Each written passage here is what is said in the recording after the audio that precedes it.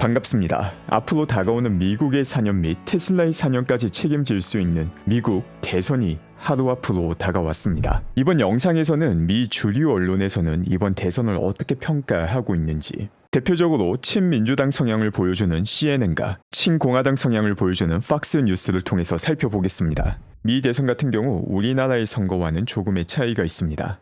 미국 대통령 선거 같은 경우 선거인단 제도를 활용하며 총 50개의 주와 1개의 특별구인 워싱턴 DC의 선거인단에 따라서 대통령이 당선이 되게 됩니다. 대부분의 주에서는 승자 독식제를 활용하여서 선거인단이 결정이 되지만 네브래스카와 메인주 같은 경우는 주 전체 득표율과 연방 하원 선거구의 득표율까지 고려하는 조금 다른 형태를 보여주고 있습니다. 다만 메인과 네브래스카 둘 모두 선거인단 표 자체가 그렇게 크지 않기 때문에 최종 대선 결과에 미치는 영향은 미미하게 됩니다. 최종적으로 대선 결과를 결정짓는 곳이 바로 경합주입니다. 지금 화면에 보시다시피 가장 대표적인 경합주가 애리조나, 위스콘신, 미시간, 펜실베니아, 노스캐롤라이나, 조지아가 됩니다.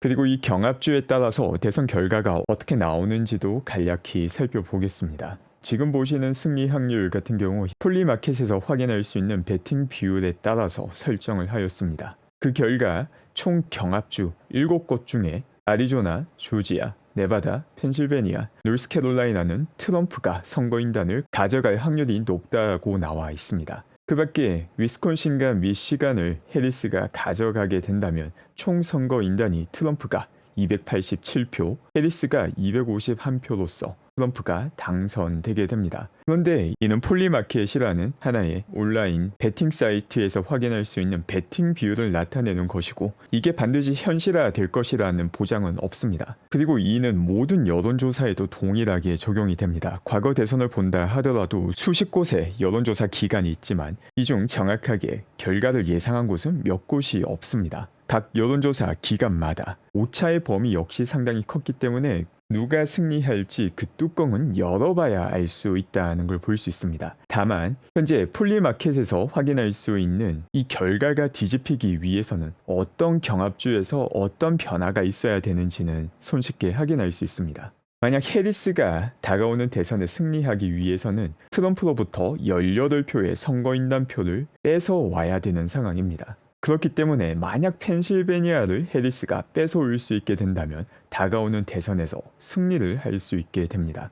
만약 펜실베니아를 가져오지 못하는 상황이라면 어떻게든 현재 트럼프가 승리할 것으로 예상되고 있는 경합주에서 18개의 선거인단 표를 확보해야 됩니다. 여기에는 다양한 경우의 수가 있지만 네바다와 애리조나 2개를 빼앗게 되면 총 17표가 되기 때문에 여전히 트럼프가 승리하게 되고, 네바다와 애리조나가 아닌 다른 경합주 2개를 해리스 측에서 가져가게 되면 해리스가 대통령에 당선이 되게 됩니다. 다만 지금까지 확인할 수 있는 폴리마켓을 통한 확률이나 혹은 트럼프가 공유한 여론조사 결과에 따르면 여기서 2개의 추가주를 뺏어올 수 있는 확률은 상당히 낮아 보입니다.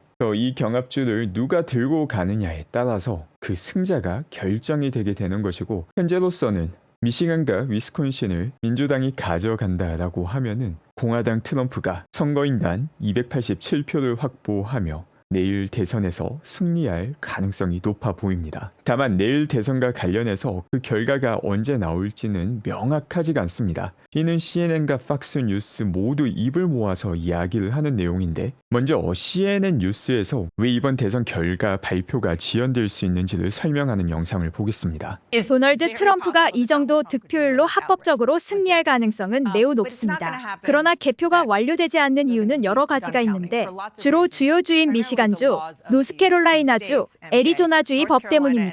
새로운 법률로 인해 조기 투표 보고가 지연될 수 있습니다. 펜실베이니아와 위스콘신주의 우편 투표는 선거일까지 처리되지 않습니다. 네바다주의 경우 선거일에 소인이 찍힌 투표용지는 11월 9일까지 도착하더라도 인정됩니다. 그래서 저희는 독자들과 시청자들에게 어떤 시나리오를 예상할 수 있는지 알려드리고 사람들의 머릿속에 각인시키기 위해 많은 노력을 기울여 왔습니다. 개표가 느려지는 것, 잠재적으로 느려질 수 있는 것, 특정 주의 투표 집계 지연, 이 모든 것이 가능성의 영역 안에 있다는 것을 말입니다. 이것은 해리스 샌더스 캠페인이 모든 공개 성명에서 반복해서 예측한 내용입니다. 우리는 도널드 트럼프가 승리를 선언하거나 무언가 잘못되었다거나 불길한 일이 벌어지고 있다고 말하여도 사람들이 충분히 관련 내용을 인지할 것으로 예상합니다. 그래서 그가 그렇게 할 때 사람들이 이렇게 말하지 않도록 말이죠. 맙소사, 이런 일이 일어나고 있으니 의심해야 하는 건가? 라고 말하는 사람이 없도록 말이죠. 일단 CNN 보도 같은 경우도 도널드 트럼프가 대통령이 될 가능성이 충분히 높다라고 이야기하는 게 먼저 인상적인 내용이었습니다. 그 밖에 개표가 지연이 될 수 있는 이유에 대해서 이야기하는데 흥미로운 점은 이렇게 개표가 지연되는 많은 주가 하필 경합주라는 내용이 상당히 흥미롭습니다. 또 동시에 개표가 지연이 된다 하더라도 트럼프 측에서 다양한 음모론을 꺼내놓을 것이나 여기에 휘둘리지 말라라는 당부까지 이어지게 됩니다. 언뜻 보면 타당해 보이기도 하지만 조금 흥미로운 내용이 있죠. 미 대선과 관련해서 다양한 음모론이 나온다라고 주장을 하고 있는데 음모론이라고 생각했던 많은 내용이 조금씩 사실로 확인되고 있다라는 거 역시 기억할 필요가 있습니다. 그중 가장 충격적인 내용은 투표를 할 때 신분증이 필요 없는 주가 상당히 많으며 신분증은 필요하되 사진이 없는 신분증도 통과가 되는 주도 상당히 많다는 점입니다. 시당초 대선 투표의 중요성을 감안하면은 어떻게 신분증 없이 투표를 할 수 있는지 애초에 납득하기 어려운 시스템이 자리 잡았다는 것도 확인할 수 있습니다. 그럼 도대체 이 신분증이 없는데 투표를 한 사람들이 제대로 시민권을 가지고 투표를 했는지 시민권이 없는 상태에서 투표를 했는지 어떻게 알 수 있는가? 알 수 없습니다. 그렇기 때문에 이와 관련된 잡음이 상당히 많이 나왔고 일단 투표는 다 받고 난 다음에 시민권이 없는 사람들이 대선 투표에 참여했을 경우에 이후의 일을 소멸시키게 되는데 이 소멸 과정조차 제대로 진행하지 않는다는 이야기 역시 들어오고 있기도 합니다. 문제는 소멸을 시키느냐 소멸을 시키지 않느냐가 아니라 시민권자만 투표를 할 수 있게 만들어야 되고 이를 위해서는 신분증이 필요한데 어떻게 신분증도 없이 투표를 할 수 있게 시스템을 만들었는지 좀 상식적으로 납득이 되지 않는다는 게 가장 큰 문제입니다. 그 밖에 친민주당 성향의 CNN 뉴스와 비교될 수 있는 친공화당 성향의 폭스 뉴스도 같은 주제에 대해서 다루는 내용을 보겠습니다. 애리조나주 개표는 내일 밤 마리코파 카운티의 개표 덕분에 마라톤이 될 수도 있습니다. 이례적으로 길군요. 관련 내용 살펴보겠습니다. 피닉스에 있는 알리샤 쿠냐를 연결하겠습니다. 안녕하세요. 마리코파 카운티 선관위 관계자와 통화했는데 카운티에서 조기 우편 투표를 처리하는 과정에서 이미 업무가 밀렸다고 하더군요. 그 이유는 대부분 카운티의 긴 투표용지 때문이라고 합니다. 투표용지는 양면 2페이지로 평균 79개의 경선 항목이 있습니다. 여느 해보다 2배나 길기 때문에 봉투에서 투표용지를 꺼내려면 시간이 2배로 늘어납니다. 이는 두 가지 측면에서 유권자에게 영향을 미칠 수 있습니다. 첫째, 투표가 마감된 후 1시간 내에 전체 결과를 확인할 수 있는 것이 지연될 가능성이 높습니다. 여전히 조기 결과를 보고할 수는 있지만 개표가 진행됨에 따라 일부만 보고할 수 있습니다. 마리코파 카운티는 24시간 연중무휴로 근무하고 있으며 교대 근무를 추가했다고 밝혔습니다. 둘째, 긴 투표용지는 선거일의 긴 줄과 같을 수 있습니다. 저희는 1시간 정도 걸렸다는 몇 명의 사람들과 이야기를 나눴습니다. 확실히 시간이 더 걸렸고 투표용지의 모든 항목을 자세히 살펴보는데 더 많은 시간을 할애해야 한다고 느꼈습니다. 화요일에 줄을 서서 다른 사람들이 긴 투표용지를 작성하는 동안 기다리는 사람들이 걱정되시나요? 걱정됩니다. 투표 편의성은 항상 제 관심사였기 때문에 전체 시스템을 재구성하고 모든 사람이 투표를 더 쉽게 할 수 있도록 정말 고민해야 한다고 생각합니다. 마리코파 카운티는 반드시 승리해야 하는 주이며 이곳의 선거 관리자들은 최종 집계까지 10일에서 13일이 걸릴 수 있다고 말합니다. 데이나, 어떤 사람들은 우리가 2020년과 2022년에 이곳에서 있었던 것을 기억할 거예요. 며칠이 걸렸었죠. 이는 이곳의 선거법과 개표 순서와 관련이 있습니다. 애리조나는 애리조나이기 때문에 기대치를 조절하려고 노력하고 있습니다. 애리조나, 힘냅시다. Arizona. So we're all just going to have to settle in. Dana. Come on, Arizona. 팍스 뉴스 같은 경우도 거의 똑같은 내용에 대해서 보도를 했습니다. 다만 아리조나에 대해서 조금 더 집중을 하고 있고 개표가 연기되는 것과 음모론을 굳이 연결짓지는 않고 보도를 하는 것을 확인할 수 있습니다. 그 밖에 폭스 뉴스 같은 경우 이번 대선 향방을 가를 수 있는 내용으로 카말라 해리스의 노코멘트를 언급하기도 하였습니다. 또 이와 관련된 뉴스 함께 보겠습니다. 선거일이 하루 앞으로 다가왔지만 엑시오스의 새로운 보도에 따르면 해리스 캠프는 아직 여러 가지 주제에 대한 입장을 명확히 밝히지 않고 있습니다. 줄리안 터너가 백악관에서 생방송으로 전합니다. 브라이언 해리스 부통령은 주말을 이용해 스윙 스테이트 전역에서 공격을 계속하고 헤드라인을 장식했지만 이민과 같은 주요 이슈에 대한 정책 플랫폼에 대해 더 이상 자세한 내용을 추가하지 않았습니다. 미시간과 펜실베이니아처럼 국경 접경주는 아니지만 일부 주요 격전지의 유권자들이 이민에 대한 그녀의 기록에 대해 불안감을 표명하고 있는 것은 분명한 문제입니다. 이걸 보세요. 해리스 후보는 주말 동안 캘리포니아주 투표용지의 범죄에 대한 강경 법안을 어떻게 작성했는지 밝히지 않았습니다. 들어보세요. 발의안 36에 어떻게 투표하셨나요? 제 투표용지가 캘리포니아로 가는 중입니다. 캘리포니아에 도착할 거라고 시스템을 믿고 있습니다. 솔직히 선거 전날 일요일이고 어떤 식으로든 이 법안에 대한 의견을 표명할 생각은 없기 때문에 제 투표에 대해 이야기하지 않겠습니다. 또한 그녀는 이민 구금을 종식시키겠다는 약속을 고수할 것인지 아니면 이 나라의 약 200만 명의 꿈나무들에게 시민권을 취득할 수 있는 길을 제공하기 위한 행정 조치를 지지할 것인지도 아직 명확히 밝히지 않았습니다. 이 모든 것이 해리스 후보의 노코멘트 전략이 어떻게 국가를 다스릴지 모호하게 만든다는 새로운 악시어스의 보도를 촉발시켰습니다. 트럼프 전 대통령은 아직 수백만 명의 불법 이민자를 추방하겠다는 자신의 서명 계획에 대한 세부 사항을 제시하지 않았지만 그의 입장은 분명합니다. 저는 미국 시민이나 법 집행관을 살해한 이민자에 대해 사형을 선고할 것을 촉구합니다.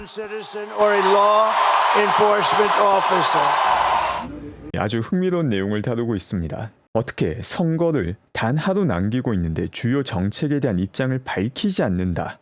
이 역시 상당히 의문이 드는 부분입니다. 여기서 나오는 표현을 보게 되면 발의안 36에 대해서도 언급을 하고 있는데 이 발의안 36이 뭔지도 조금 더 자세히 살펴보겠습니다. 11월 투표에 상정된 발의안 36은 마약 사용과 절도에 대한 처벌에 관한 캘리포니아 주법을 변경하는 법안입니다.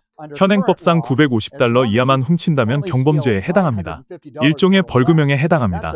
오후에 수십 번을 훔쳐도 범칙금이 부과됩니다. 발의안 제36호는 이를 바꿀 것입니다. 여러 번 위반하면 주립교도소에 수감될 수도 있습니다. 또한 마약 사용자에게는 선택권이 주어지는 새로운 카테고리가 시작될 것입니다. 주립교도소에 가거나 법원이 명령한 재활치료를 받거나 둘 중 하나를 선택할 수 있습니다. 현재 캘리포니아 지방검사협회, 캘리포니아 소매업자협회는 이 발의안을 지지하고 있습니다. 현재 범죄가 손쓸 수 없는 상태입니다. 우리는 뭔가 해야 합니다. 우리는 강해져야 합니다. 캘리포니아 주지사 개빈 뉴섬은 반대하고 있습니다. 그는 특히 흑인과 갈색 캘리포니아 주민들이 대량 수감될 것이라고 말합니다. 발의안 제36호는 캘리포니아 주에서 범죄에 대해 강경하게 대응하기 위한 대표적인 투표 법안입니다. 자, 이 캘리포니아 발의안 36이 나온 배경 아주 손쉽게 설명을 해주셨습니다. 왜 캘리포니아에서 지금 현재 범죄가 손쓸 수 없는 상태가 되었을까? 시당초 현행법이 $950 이하로 훔친다면 경범죄에 해당하게 바뀌었기 때문입니다. 아무리 많이 훔쳐도 벌금 조금 내면은 끝이 나니까 마음껏 훔쳐라고 그 판을 깔아준 게 캘리포니아입니다. 이거 역시 좀 상식에서 많이 어긋나고 그 결과 그냥 카트째 물건을 훔치는 도둑놈들을 많이 목격할 수 있기도 하였습니다. 이를 정상화시키기 위한 게 바로 발의안 36입니다. 그런데 방금 앞서 살펴본 것처럼 대통령 선거를 하루 앞두고 있는데 카말라 해리스 같은 경우 본인이 이 발의안 36에 찬성했는지 반대했는지 밝히지 않겠다고 말을 하였습니다. 대통령이 되고자 하는데 어떻게 본인의 정책에 대해서 이야기를 하지 않는지 사실 상당히 납득하기가 힘들죠. 트럼프 같은 경우 워낙 발언이 강경하고 또 트럼프라는 사람의 성격 자체가 어떻게 보면 거칠게 느껴질 수 있기 때문에 호감은 아닐 수 있습니다. 하지만 최소한 주요 정책에 대해서 내가 어떻게 할 것인지에 대해서는 명백히 밝히고 있습니다. 카말라 해리스 같은 경우에는 한쪽에서는 이 주요 정책에 대해서 여전히 입장을 밝히지 않으며 아예 대놓고 노코멘트를 하겠다라고 발언을 하기도 하였죠. 이런 카말라 해리스의 발언이 또 가장 많은 투표가 이루어지는 내일 투표 당일 상당한 영향을 미칠 수 있다라고 봅니다. 이번 선거 같은 경우 일론 머스크가 사실상 올인을 하였기 때문에 다가오는 미국의 4년과 함께 또 테슬라의 4년에도 상당히 큰 영향을 미치는 아주 큰 이벤트가 되게 됩니다. 어떻게 보면은 단기적인 어닝보다도 더욱더 중요한 게 이번 미국 대선이 되게 됩니다. 미 대선 같은 경우는 또 내일 생방을 진행하며 몇몇 주에서 투표 카운팅 지연으로 인해서 최종 결론이 나오지 않을 수도 있지만 업데이트되는 내용을 함께 살펴보며 누가 새롭게 미국의 지도자가 되는지 함께 살펴볼 계획입니다. 오늘 제가 준비한 내용은 여기까지이며 내일 생방으로 다시 인사드리겠습니다.